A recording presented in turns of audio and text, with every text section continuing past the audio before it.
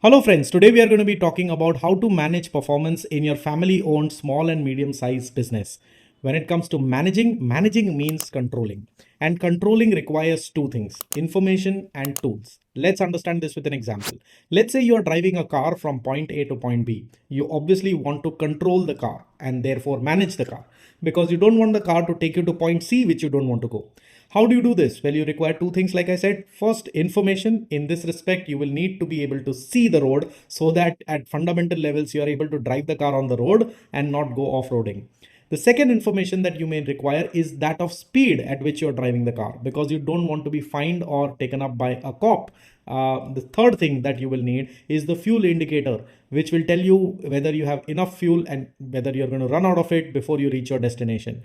Now, with all of this information, you got to manage or control the car. So for that, you also require certain tools, like for example, a steering wheel that will help you navigate the car back on the road in case if you did go off-roading.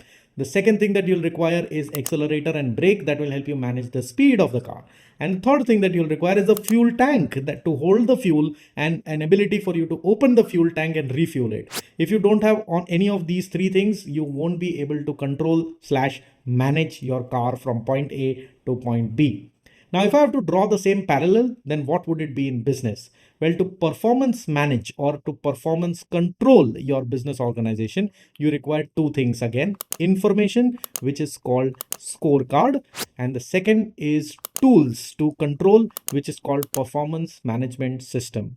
Now, performance management system is made up of a number of things, and in this video, that's not what we are going to discuss. In this video, we are going to be concentrating on something called a scorecard. Once you have that piece done, in the next video, I will be covering performance management system in detail. So if you've not subscribed to this channel, do hit the subscribe button and also don't forget to hit the bell icon because that is how you will be notified when the second video on performance management system comes about. So for today, we are going to be learning scorecard, or rather I say balance scorecard.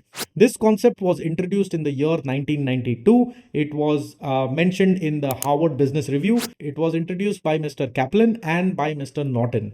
Now, this concept was also used by Apple in that time to manage its performance management system. And if you're thinking this is an old school product because I said Apple at that time, well, that's not true. In 2013, Bain and Company, which is one of the largest consulting companies when it comes to improving business, has also mentioned that Balance Scorecard was the most widely used performance management system across the world. So let's jump into it. Mr. Kaplan and Mr. Norton suggested what is it that you need to get information on first to be able to performance manage that information better. So they gave us four areas. The first one was called customer. The second one was called internal business processes. The third one was called finance. And the fourth one was called innovation. Both of them believed that if these four areas you keep an watch on by getting information about how your company is doing on all of these four areas, you will not only be able to sustain and grow, but you will become a very good company in the industry that you are able to operate in. So let's jump into each one of them in detail and understand what is the goal of each one and what kind of measurements you can apply. So the first area is customer. Here the goal is satisfying the customer and ensuring that the customer continues to do business with us. What are the kind of measurements that you can apply in this area? Well, there are several, but some of them I will give you right now. The first one is called customer satisfaction. This you can enable by conducting customer surveys. You can send them a Google form. You can call them up and ask them on several pre-listed parameters.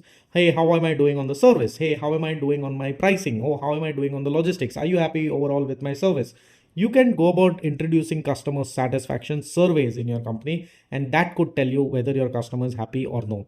The second thing that you can do is you can start giving your email address or a telephone number or your website where people can register complaints in case if they have any. Now, customer satisfaction survey will tell the customer or give a customer a voice in your business, but complaints are very, very important. While complaint at the face value sounds to be a bad thing, but complaints are the first indicators to go about doing improvements and become better than what your competitor does. The third thing that you may want to start measuring is recurring business, which means are your customer giving you business again and again and again? And if the answer to that is yes, do they give you a larger quantum of business than what they give you the last time? If you start measuring these three areas, you will know how your customers are seeing your business and therefore be able to make improvements so that your customers see your business as the number one business for the things that you do. That brings us to the point number two. The area number two is called internal business process. Now, like the word itself says, it's about improving your internal ways of working. The goal here is efficiency, which means you got to do it better, faster, and more accurately than you were doing it before. So, what is it that you can measure here? Well, first thing that you can measure here is turnaround time, which is how much time do you take to do any process in your company. For example, how much time do you take to purchase a product? If I send a requisition to purchase a product, how much time does it take? How much time does it take for you to manufacture? How much time does it take for you to package? How much time does it take for you to generate an invoice? All of this is called turnaround time. The second thing that you can do is start measuring defects, which is obviously accuracy. How accurately do you do this? So if I send a purchase requisition, it is happening in the time that it needs to, but I got a wrong product. Now that's a defect. It's a mistake. So how many defects happen and what kind of defects happen in each of your processes? The third thing that you got to measure is downtime of computer systems, downtime of electricity in your company, downtime of machines in your company. If you have downtimes happening, then that is not going to help you get the maximum efficiencies. Now, if you do all of these three things together, and of course there are many other measurements, but start with these three, you will be able to see significant difference in the way you work vis-a-vis your competitor. So that brings us to the third area, which is called finance. Now, all of us know the goal of measuring finance is to make sure that you have financial strength to overcome those rainy days that happen in every business. So what do you got to measure here? Well, at the very basic level, you got to measure your profitability, you got to measure your cash flow, you got to measure the amount of debt that you're taking to continuously run your business. If you keep a close watch on where your cash flow is coming from, if you keep a close watch on where your profitability is coming on and where your investments are going, if you keep a close watch on the debts that you're taking, then you will have a very good estimation of what's your return on investment. And that is extremely critical for any business to stay positive. And that brings us to the fourth area, which is called innovation. Now, this particular area is not about saving on time, cost, or anything. This area is about investing money, because innovation talks about the goal here is to remain relevant and growing in your industry. So what does it talk about? It talks about how much money did you spend on R&D to develop a new product or to add features to your existing product. It also talks about how much money did you spend on upgrading your people, getting them more skills, getting them more ways of doing things so that you can do it better the next time. The idea here is how much did you invest on technological innovation? Well, today in the world of AI, a lot of things are changing. Artificial intelligence, a lot of things are changing. How are you using the artificial intelligence to strengthen your business? Or are you still somebody who's still contemplating whether I should take an ERP or no? I mean, you should have had that by now. So how much investments are you making to up the level of how you go about doing your own business? And that talks about how your business does in the near future.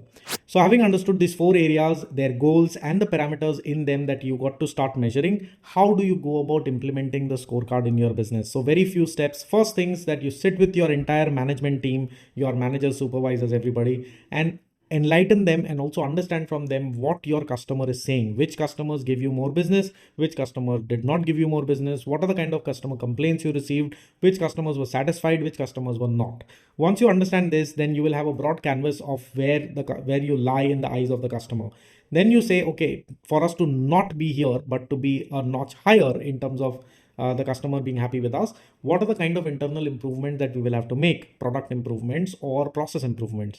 Once you list that down, then you ask them, then you analyze, okay, what kind of investment will be required to do this and what kind of ROI will you derive out of that. And the last thing that you do is understand what kind of skill upgradation that your people will need to manage this new age enterprise that you're going to create because of balanced scorecard. Now, if you are able to do this very successfully, then you will be able to create an enterprise that is clearly propelling for years to come.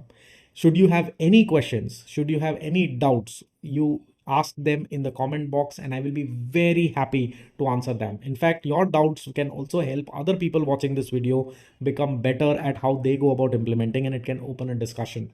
So with this said, if you like this video, please hit a big fat thumbs up. If you've not subscribed to this channel, do subscribe, because there is a video that is going to come which is called Performance Management System, and that video will tell us how to use the scorecard that you have constructed after watching this video. So do not miss on that. Don't forget to click on the bell icon, because that is how you will be notified about that video. So until we meet next time, go ahead, brainstorm with your people, get your scorecard constructed and put it in the comment box so that every one of us will be able to help you propel to the next level. So until we meet next time for the performance management video, all you fine people, keep propelling.